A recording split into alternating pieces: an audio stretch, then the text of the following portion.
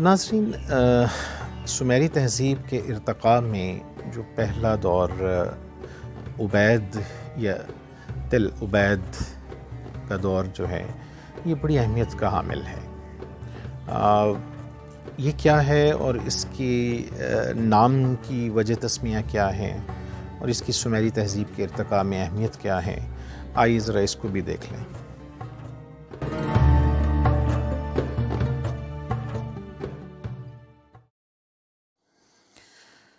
عبید ایک عہد اور ایک ثقافت کی طرف اشارہ کرتا ہے۔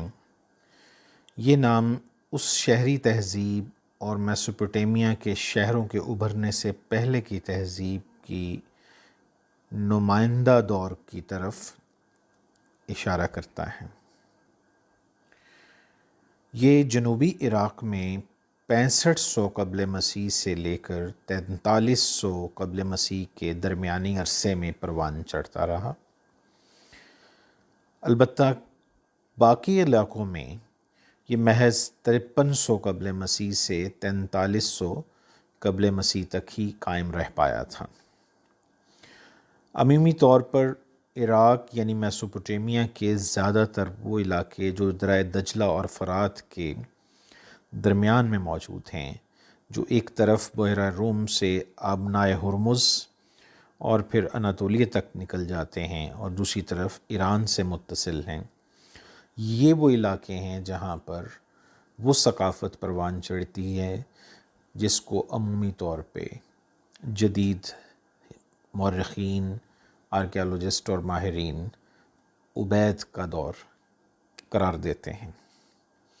یہ اپنی خاص طرح کے برتنوں، طرز رہائش، زراعت کے نظام اور معاشرتی اور سیاسی نظام کی وجہ سے جانا جاتا ہے۔ میسوپوٹیمیا میں جدید شہری تہذیب کے ابھرنے سے پہلے یہی وہ دور تھا جس کو سمیری تہذیب کا پائنیئر کہا جائے گا۔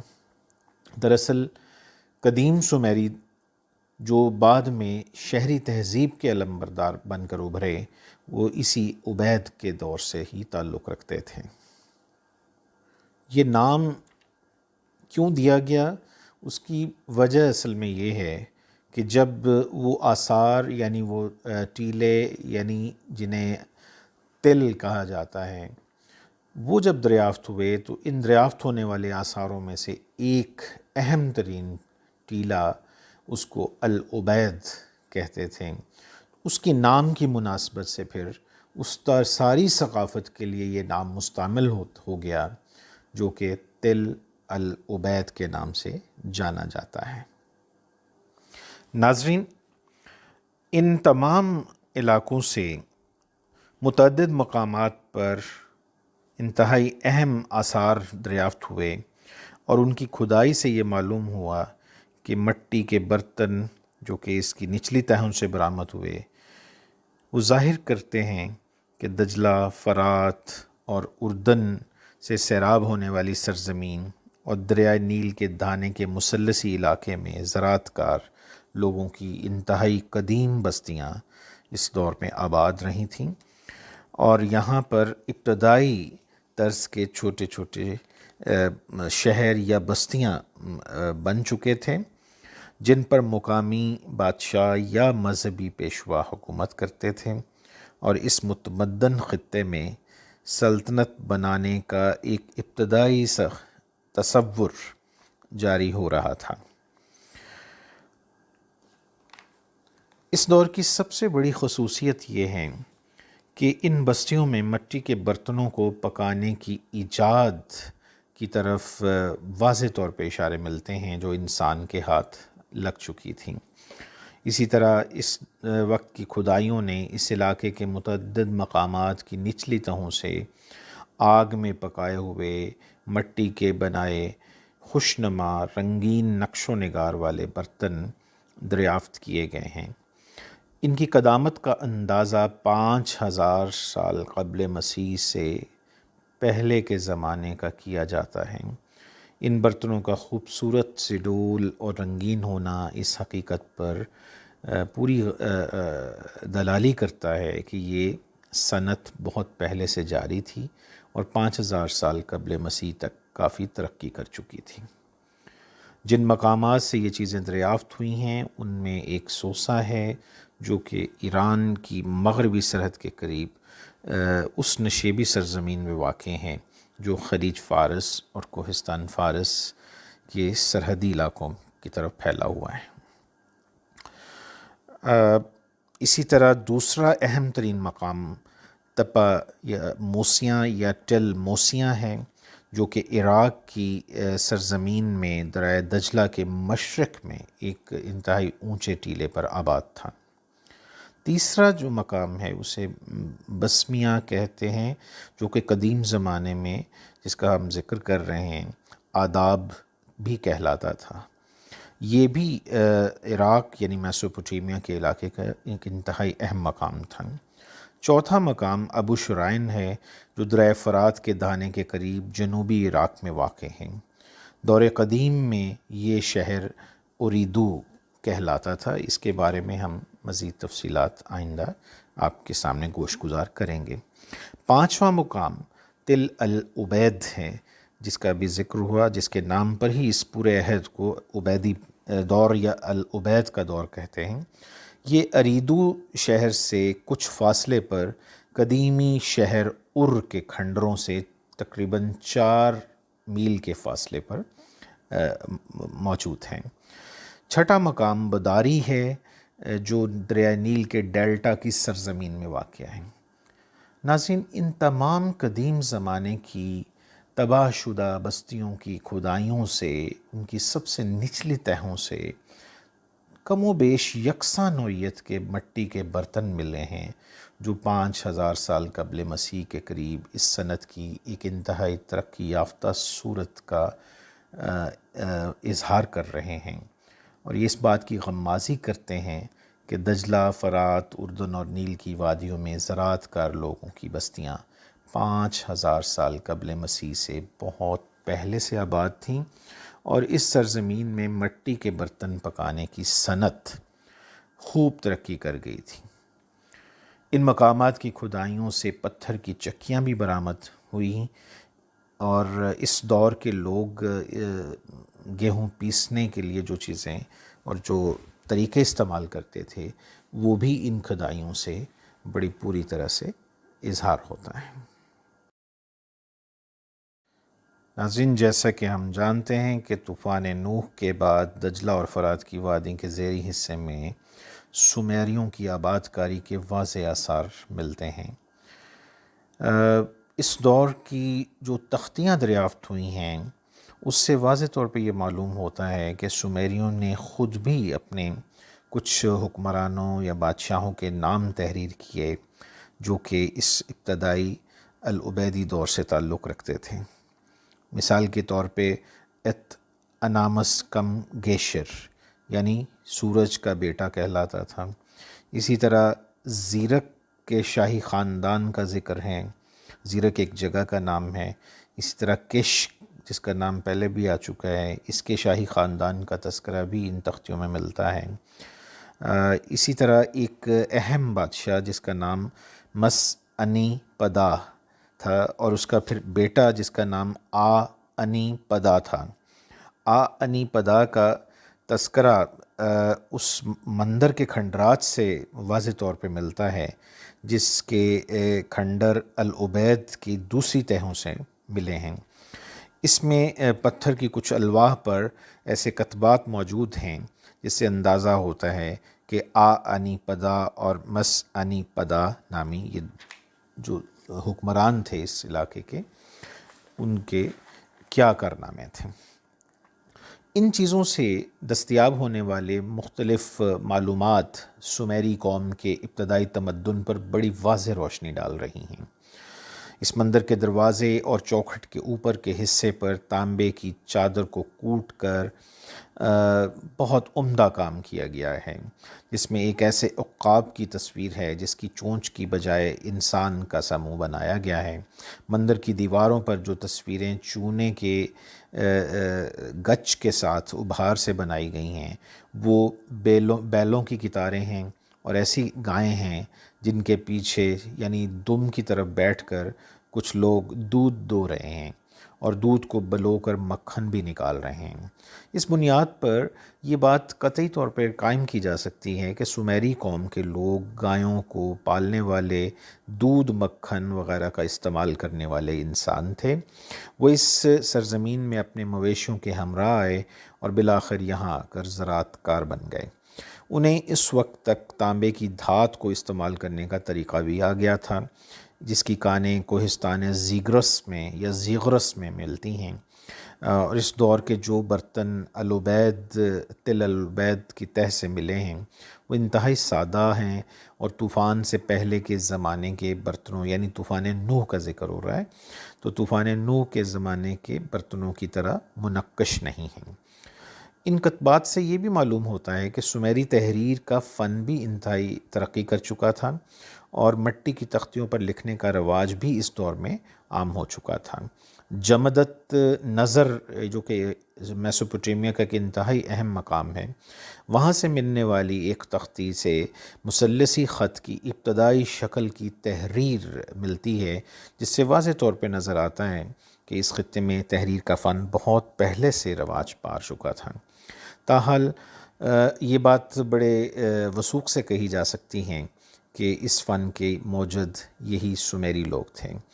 یہ لوگ کپڑا بننا بھی جانتے تھے، لمبے لمبے چوغے پہنتے تھے، اور بالآخر 3000 سال قبل مسیح تک یہ لوگ پختہ اینٹوں کے مکانات اور پتھر کی سلوں کی عمارات تعمیر کرنے شروع ہو گئے تھے۔ اسی طرح ان کی سماجی زندگی کا مرکز شہر کا مندر ہوا کرتا تھا، جو ہر شہر کے اپنے دیوتا کے نام پہ موسوم تھا۔ شہر کے ارد گرد کئی میل تک کی سرزمین اس شہر کا زرعی علاقہ یا اس مندر کے دیوتا کی جاگیر متصور ہوتی تھی۔ جاگیر کے جو آباد کار دیہاتی لوگ گندم، جو، بھیڑیں، بکریاں وغیرہ یہ اپنے دیوتاؤں کی نظر کرتے اور چڑھاوے چڑھانے کے لیے لاتے تھے۔ اس کا حساب کتاب مختلف الواح پر یعنی مٹی کی تختیوں پر باقاعدہ درج کیا جاتا تھا۔ ایسی بے شمار تختیاں دستیاب ہوئی ہیں جن پر ایسے حسابات درج ہیں، بہت کثرت سے دستیاب ہیں، اور اسی طرح مندر میں الواح پر لکھنے والے کاتب بھی موجود رہتے تھے اور ان کے پجاری بھی ساتھ ہوتے تھے۔ مندر کا بڑا پجاری شہر کا حاکم یا بادشاہ متصور ہوتا تھا، جو دربار بھی لگایا کرتا تھا اور رعایا کے جھگڑوں کا فیصلہ بھی کرتا تھا۔ ناظرین، سومیریوں کے اس دور کی کچھ روایات میں ایک شخص اوانیس کا ذکر بھی ملتا ہے، جو مچھلی کی کھال پہنا کرتا تھا یا مچھلی نما انسان تھا۔ اس نے اپنی قوم کے بزرگوں کو ہر فن کی تعلیم دی اور وہ سب کچھ سکھا دیا تھا جو کچھ زندگی بسر کرنے کے لیے ضروری تھا۔ یہ حکمت سے بھرپور شخص سمیری روایات کے مطابق لوگوں کو اپنے علوم و فنون پڑھاتا سکھاتا اور غروب آفتاب کے وقت کنویں کے اندر جا کر چھپ جاتا تھا۔ اس کے 7 شاگردوں نے سمیری روایات کے مطابق سومر کے 7 شہروں میں پھیل کر لوگوں میں علوم و فنون رائج کیے، اور ان 7 معلمہ کے نام مختلف الواح پر لکھے ہوئے ملے ہیں، جو کہ اس طرح سے ہیں: مثلاً یوم حیات یعنی شہر ار کا فرزند، یا یوم فراوانی یعنی نپور شہر کا مبارک فرزند، یوم مسرت یعنی شہر اریدو کا پرورش یافتہ، یوم انبساط یعنی شہر کلاب کا باشندہ، یوم چہرہ روشن یعنی شہر کش میں پلا ہوا شخص، اور یوم سعادت یعنی شہر لگاش کا معزز قاضی، اور 7واں یوم زندگی بخش یعنی افتادگان شہر شریپک کا پناہ گزین۔ ناظرین، اس ضمن میں ایک بڑی حیرت انگیز بات یہ ہے کہ 1924 میں ایک انگریز آفیسر میجر چیک نے عربوں کے حالات کے متعلق اپنے ذاتی مشاہدات پر مبنی کتاب لکھی تھی، جس میں وہ یہ دعویٰ کرتا ہے کہ عرب میں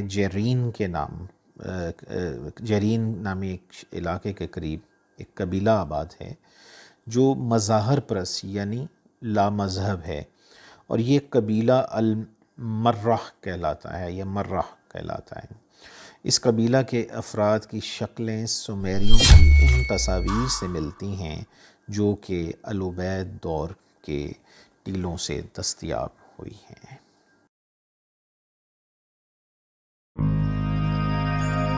تو ناظرین، اکادی دور کیا تھا؟ اکادینز کون تھے؟ ان کا سومیریوں سے کیا تعلق تھا؟ اور سومیری تہذیب کا ان کے ساتھ کیا ٹکراؤ تھا؟ یہ تمام باتیں جاننا بھی بہت ضروری ہے۔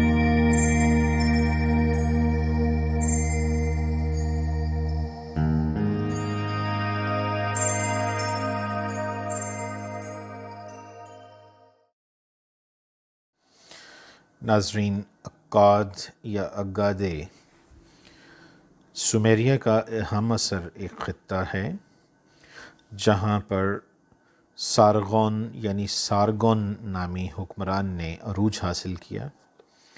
اسی نے اکاد شہر آباد کیا تھا اور سمر اور اکاد کو ملا کر ایک بہت وسیع سلطنت تشکیل دی جو نہ صرف اس خطے بلکہ دنیا کی تاریخ کی اولین سلطنت مانی جاتی ہے۔ سارگن سے قبل سومیریا کے علاقے میں بالترتیب اداب، اکشک اور کش کے شاہی خاندانوں کا اقتدار قائم رہا تھا۔ کش کے شاہی خاندان کی بانی کگباؤ نامی خاتون تھی۔ کگباؤ نے اپنے بیٹے جیمسن اور پوتے اورال بابا کا دور اقتدار دیکھا اور تقریباً 100 سال کی عمر پائی تھی۔ اورال بابا کے ایک کمزور جانشین کے عہد میں اوما کے لوگل یعنی دیوتا کے نائب جس کا نام زغیسی تھا نے کچھ شہروں یعنی اور، لاگاش، ارک، لارسا کو فتح کر کے عملاً اپنا اقتدار قائم کر لیا تھا۔ لیکن کش کے اس آخری کمزور بادشاہ کی وفات کے بعد اس کے ساکی، جس کو انگریزی میں ہم کپ بیرر کہیں گے، سارگون نے تخت پر قبضہ کر کے زغیسی کو بھی شکست دے دی تھی۔ یہی سارگون ہے جس نے اکاد یعنی اگادے کے نام سے ایک نیا شہر آباد کیا، اسے اپنا صدر مقام بنایا۔ بہت جلد اس نے دجلہ، فرات اور دریائے اردن کی تمام قابل ذکر ریاستوں کو فتح کر کے زرخیز ہلال کے خطے پر اپنا اقتدار قائم کرنے میں کامیاب ہو گیا۔ ناظرین، بعد ازاں سارگون نے ایلام یعنی فارس کا علاقہ، ماگان یعنی ابادان اور دیمو یعنی مسقط اور بحرین، قبرص اور کریٹ تک کے جزائر فتح کر کے خلیج فارس سے لے کر بحر روم تک ایک وسیع سلطنت قائم کر لی۔ مختلف مٹی کی تختیوں اور دیگر آثار قدیمہ سے واضح ہوتا ہے کہ سارگون سومیری النسل نہیں تھا بلکہ یہ سامی تھا اور عرب بدو قبائل سے تعلق رکھتا تھا۔ چونکہ اس کے عہد کے اکثر کتبے بھی قدیم سومیری زبان کی بجائے اکادی زبان میں ہیں، لہٰذا اس تاثر کو مزید تقویت ملتی ہے۔ اسی عہد میں سومیریا میں مختلف النسل آبادیوں کا اختلاط بڑھتا نظر آ رہا ہے، اور آثار قدیمہ سے یہ بھی معلوم ہوتا ہے کہ اس عہد کے سومیریوں میں سامی، عرب، ایلامی، کوہستانی اور ہر طرح کے لوگوں کی آمیزش بڑھ رہی تھی۔ اسی سارگون نے 56 سال اس خطے پر حکومت کی اور اس کے بعد یکے بعد دیگرے اس کے 2 بیٹوں، پوتے سمیت 4 مزید جانشین ہوئے۔ آخری جانشین کے زمانے میں شمالی کوہستانی علاقوں کی ریاست گو کے باشندوں نے اکاد پر حملہ کر کے سارگون کے خاندان کے اقتدار کا بالآخر خاتمہ کیا۔ گو کے باشندے گوتمی کہلاتے تھے۔ اور مختلف الوا جن میں سلاطین کی فہرست دریافت ہوئی ہے، ان سے اندازہ ہوتا ہے کہ گوتمیوں کا پہلے کوئی بادشاہ یا باقاعدہ حکمران نہیں تھا، اور ان کے اس حملے سے سمیریا میں ایسی کیفیت پیدا ہو گئی تھی کہ کوئی معلوم نہیں تھا کہ ان کا بادشاہ کون ہے اور کون بادشاہ نہیں ہے۔ چنانچہ اکاد اور سمیریا کے پورے خطے میں گوتمیوں کے دور میں لوٹ کھسوٹ کا دورہ نظر آتا ہے، جو کم و بیش 125 سال تک محیط ہے۔ لیکن اسی دوران لاگاش اور بعض دیگر شہر گوتمیوں کے تصرف اور اقتدار سے کسی طرح بچے رہے۔ لاگاش کے سمیری بادشاہوں میں سے ایک اور قابل ذکر بادشاہ گودیا نامی گزرا ہے، جس کے عہد میں خوشحالی کا دورہ تھا۔ تختیاں جو دریافت ہوئی ہیں ان سے پتہ چلتا ہے کہ گودیا کے عہد میں پتھر خلیج فارس کے پاس سے، سونا ایشیائے کوچک اور کوہستان رس کے پرے سے، اور لکڑی اور سنگ مرمر شام کے خطے سے، تانبا مشرقی پہاڑوں سے لایا جاتا تھا۔ ان کتبات سے معلوم ہوتا ہے کہ گودیا کے زمانے میں تجارت کو بہت فروغ حاصل تھا، اور دور دور کے تجارتی مال تاجروں کے ہاتھوں سے گزرتا ہوا سمیریا پہنچ رہا تھا۔ گودیا کے زمانے میں سنگ تراشی کا فن بھی بہت ترقی کر چکا تھا۔ گودیا کے ایک بزرگ ارباؤ شاہ لاگاش کا ایک مجسمہ اس سے ملا ہے، جس کا سر کٹا ہوا ہے۔ اس کی پشت پر ان مندروں کی فہرست درج ہے جو اس بادشاہ نے بنوائے تھے یا جن کی اس نے مرمت کروائی تھی۔ ایک تختی سے یہ بھی معلوم ہوتا ہے کہ ارباؤ کا ایک بیٹا ار کے چاند دیوتا کے مندر کا پجاری تھا، جس نے اس مندر میں تانبے کے برتنوں کا چڑھاوا نظر کیا تھا۔ گودیا کا عہد 2000 قبل مسیح کے لگ بھگ ہے۔ ناظرین، دوسری طرف اسی دوران 2416 قبل مسیح میں ایک ایرک اور کولاب کے حاکم اتوہیگل نے اکاد فتح کر کے گوتمیوں کے اقتدار کا خاتمہ کر ڈالا اور ان کے بادشاہ تریگن کو بال بچوں سمیت گرفتار کر کے قیدی بنا لیا۔ اتوہیگل نے صرف 7 سال حکومت کی۔ اس کے بعد ار کے حاکم ارلیمو یا دوسرے لفظوں میں ارنمو نے چند شہر فتح کر کے ار کی بادشاہی کے اقتدار کے تیسرے دور کا اعلان کر دیا۔ یہ تیسرا دور سمر اور سمیریا کی تاریخ میں اور سمیری تہذیب میں انتہائی اہمیت کا حامل ہے۔ اس کے بعد اس کا بیٹا شلگی یا ڈنگی بادشاہ بنا، جس نے اپنی سلطنت کو چاروں طرف وسعت دی۔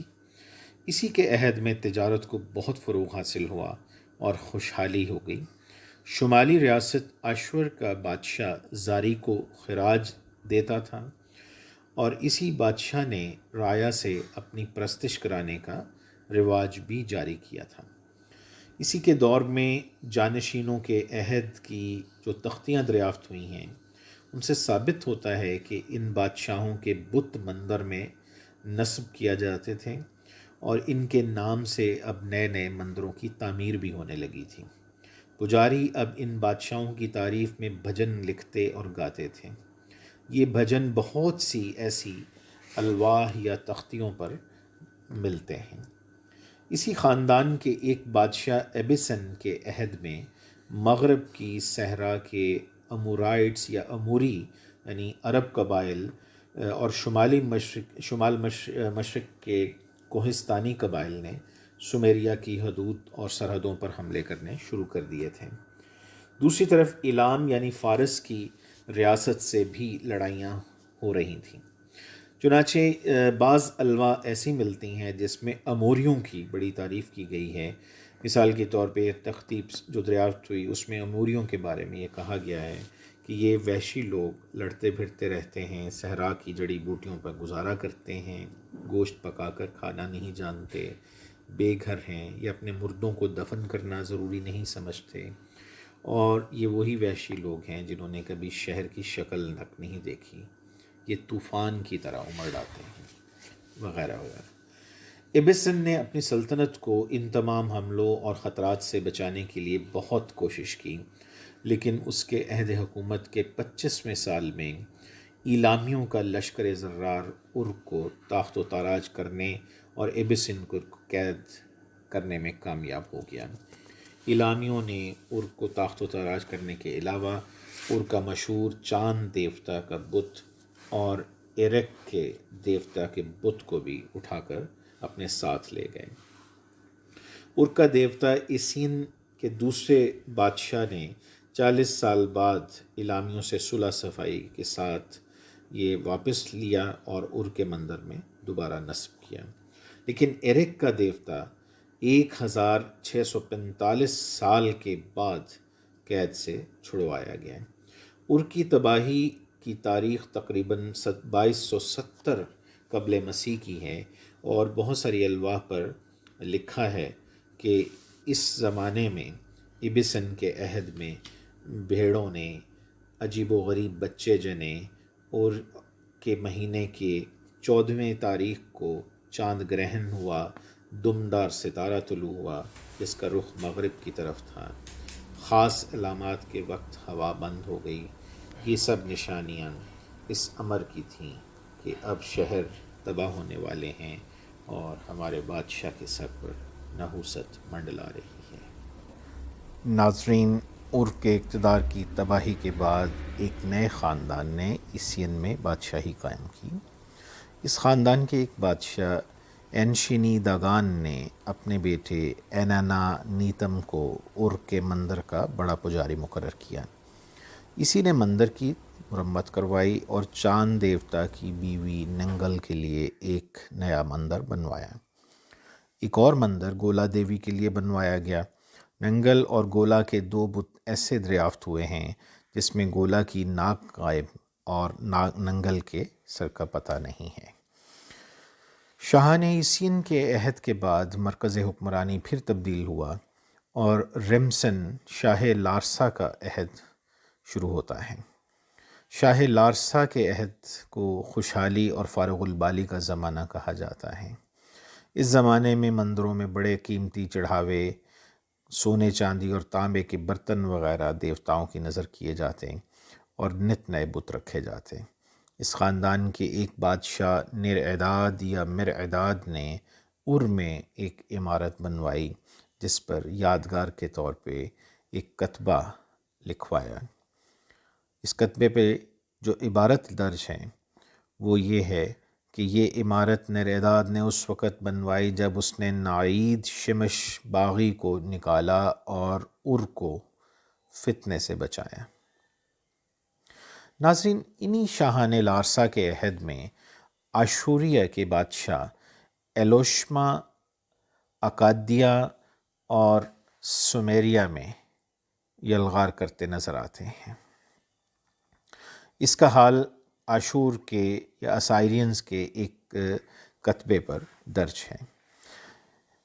اسی خاندان کے عہد میں عرب کے بدوی قبائل بھی حملہ آور ہوتے نظر آتے ہیں، اور ان بدوی قبائل کے سردار سوکو آبوم نامی نے بابل میں ایک متوازی حکومت قائم کر کے بابل کے پہلے شاہی خاندان کی بنیاد قائم کی۔ اس سے قبل بابل محض متبرک شہر شمار ہوتا تھا کیونکہ اس میں سب سے بڑے دیوتا بغل مردوخ کا مندر موجود تھا، اور ابھی تک کسی بادشاہ نے اسے پایہ تخت نہیں بنایا تھا۔ شاہان لارسا کے عہد میں ادبی سرگرمیوں نے کافی ترقی کی۔ تذکرہ سلاطین یعنی جو وہ الواح دریافت ہوئیں جن پر بادشاہوں کا ذکر ہے وہ بھی اس دور میں مرقوم ہوئیں۔ پرانی داستانیں لکھی گئیں اور اس زمانے میں خاصا خوشحال ہو گیا تھا۔ نئی نئی عمارتیں بنائی گئیں، محرابوں والے دروازے تعمیر ہونے لگے تھے، اور اس عہد کی سنگ تراشی کے نمونے اگرچہ زیادہ ترقی یافتہ نہیں لیکن ان میں بھی سومیری رسم الخط اور تحریر نمایاں ترقی کرتی نظر آتی ہیں۔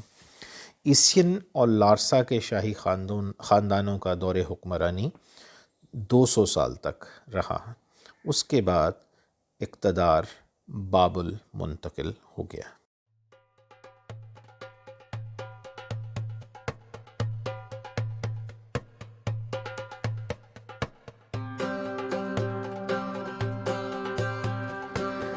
ناظرین، آج کی ویڈیو یہیں پہ اختتام ہو رہی ہے، اور آپ نے دیکھا کہ العبید پیریڈ اور اس کے بعد اکادیوں کے آنے سے یہ پورا دور جو ہے یہ سومیری تہذیب کے حوالے سے انتہائی اہمیت کا حامل ہے۔ سومیری تہذیب کے عروج اور اس کے بعد پھر اکادیوں کے ہاتھوں سومیری اقتدار کے زوال کی کہانی آج آپ نے تفصیلی سنی، اور اب ہم آئندہ آنے والی ویڈیو میں سومیری تہذیب کی اہم خدمات اور سوسائٹی اور کلچر، مذہب کے حوالے سے تفصیلی گفتگو کریں گے، جو کہ سومیری تہذیب پر ہماری اس ویڈیو سیریز کا تیسرا اور آخری حصہ ہوگا۔ امید کرتے ہیں کہ آپ کو آج کی ویڈیو پسند آئی ہوگی، اور ہمارے ساتھ جڑے رہنے کا بہت بہت شکریہ۔ امید کرتے ہیں آئندہ بھی آپ ہماری ویڈیو کو پسند کرتے رہیں گے، لائک کرتے رہیں گے اور شیئر کرتے رہیں گے۔ تب تک کے لیے غازی محمد عبداللہ اجازت چاہتا ہے۔ اللہ نگہبان۔